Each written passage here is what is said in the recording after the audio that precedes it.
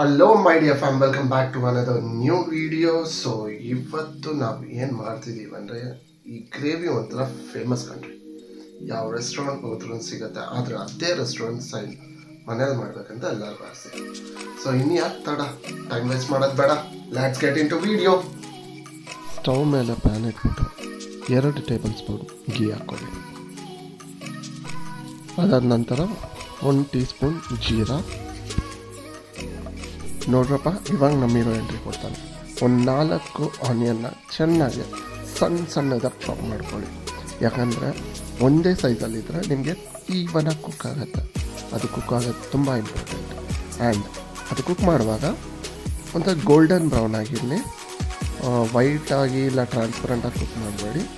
Let it be golden brown.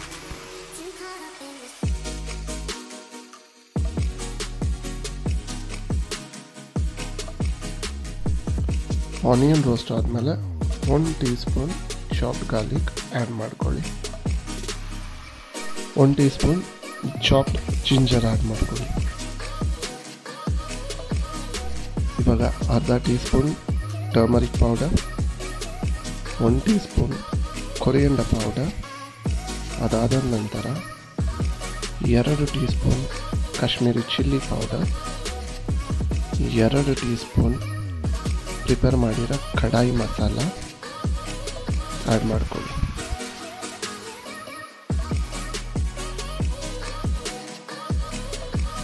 ಎಲ್ಲ add ಮಾಡಿದ್ಮೇಲೆ ಒಂದು ಸ್ವಲ್ಪ ಹಾಟ್ ವಾಟರ್ ಆ್ಯಡ್ ಮಾಡ್ಕೊಳ್ಳಿ. ಬಿಕಾಸ್ ಅದು ಬಂದು ನಿಮ್ಮ ಗ್ರೇವಿನ ಇನ್ನೂ ಕುಕ್ ಮಾಡುತ್ತೆ. ಆ್ಯಂಡ್ ರಿಮೆಂಬರ್ ದಿಸ್, ನಿಮ್ಮ ಮಸಾಲ ಯಾವಾಗ ಪರ್ಫೆಕ್ಟ್ಲಿ ಕುಕ್ ಆಗಿದೆ ಅಂತ ಗೆಸ್ ಮಾಡೋದು ವೆನ್ ಆ ಗೀ ಇಲ್ಲ ಆಯಿಲು ಆ ಮಸಾಲೆಯಿಂದ ಸಪ್ರೇಟಾಗಿ ಕಾಣುತ್ತೋ ನಿಮಗೆ. ಐ ಮೀನ್ ಕುಕ್ ಆಗ್ತಾ when they get separated, that is where your masala is perfectly cooked.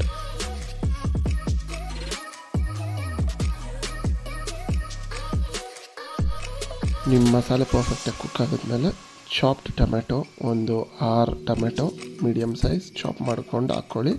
ಇದು ಟೊಮೆಟೊ ಬೇಸ್ಡ್ ಗ್ರೇವಿ ಆಗಿರುತ್ತೆ, ಸೊ ಇದರಲ್ಲಿ ಟೊಮೆಟೊ ಜಾಸ್ತಿ ಇರಬೇಕು. ಅದಾದ ನಂತರ ನಿಮಗೆ ಬೇಕಾದಷ್ಟು ಸಾಲ್ಟ್ ಸೀಸನಿಂಗ್ನ ಅಡ್ಜಸ್ಟ್ ಮಾಡೋಕ್ಕೆ ನೀವು ಹಾಕ್ಕೋಬೋದು. ಅದೆಲ್ಲ ಆದಮೇಲೆ then stir it and start cooking that.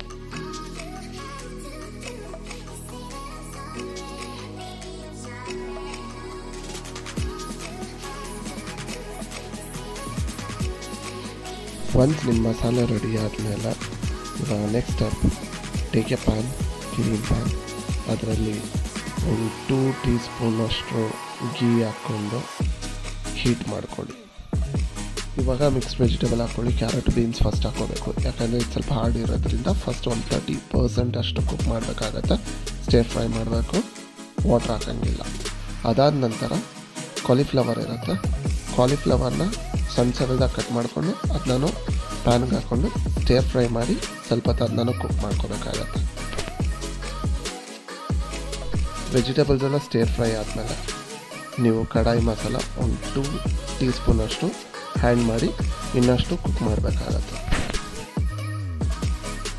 Once ನಿಮ್ಮ ವೆಜಿಟೇಬಲ್ ಕುಕ್ ಆದಮೇಲೆ ಅದನ್ನು ನಿಮ್ಮ ಗ್ರೇವಿಗೆ ಟ್ರಾನ್ಸ್ಫರ್ ಮಾಡ್ಕೊಬೋದು. ಟ್ರಾನ್ಸ್ಫರ್ ಮಾಡಿದ್ಮೇಲೆ ಜಂಟಲಾಗಿ ಮಿಕ್ಸ್ ಮಾಡಿ ನಿಮ್ಗೇನಾದ್ರು ಕನ್ಸಿಸ್ಟೆನ್ಸಿ ತಿಕ್ ಅನಿಸಿದ್ರೆ ಅದಕ್ಕೊಂದು ಸ್ವಲ್ಪ ವಾಟ್ರು ಆ್ಯಡ್ ಮಾಡ್ಕೊಬೋದು. ಅದೆಲ್ಲ ಮುಗಿದ್ಮೇಲೆ ಫೈನಲ್ ಸ್ಟೇಜಲ್ಲಿ ನೀವು ಕ್ಯಾಪ್ಸಿಕಮ್ನ ಕಟ್ ಮಾಡ್ಕೊಂಡು ಡೈಸ್ ಟೈಪು ಅದನ್ನ ಒಂದು ಸ್ವಲ್ಪ ಸ್ಟೇರ್ ಫ್ರೈ ಮಾಡಿ. ಕಂಪ್ಲೀಟಾಗಿ ಕುಕ್ ಆಗಬಾರ್ದು, 50% ಕುಕ್ ಆಗಿರಬೇಕು, ಸ್ವಲ್ಪ ಕ್ರಂಚ್ ಇರಬೇಕು.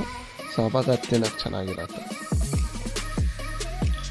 ಒನ್ಸ್ ನಿಮ್ಮ ಕ್ಯಾಪ್ಸಿಕಮ್ ಸ್ಟೇರ್ ಫ್ರೈ ಕುಕ್ ಆದಮೇಲೆ ಅದನ್ನು ಗ್ರೇವಿಗೆ ಟ್ರಾನ್ಸ್ಫರ್ ಮಾಡ್ಕೋಬೇಕು. ಅದಾದ ನಂತರ ಜಂಟಲಾಗಿ ಮಿಕ್ಸ್ ಮಾಡಿ, ತುಂಬ ಮಿಕ್ಸ್ ಮಾಡೋಕ್ಕೆ ಹೋಗಬೇಡಿ.